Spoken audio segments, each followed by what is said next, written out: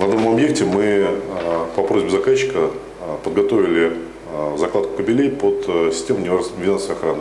Что это такое? Мы сделали проект, разработали, где будут стоять датчики, специалисты из внедорожной охраны пришли и поставили свою систему. Она вот так вот выглядит. Чем она примечательна? Просто у коммерческих структур это стоит немножко дороже, у внедорожной охраны стоит дешевле, но у них нету дополнительных каналов по беспроводной связи, контроля, и нету протечки с пожаром. Но в целом она неплохо работает.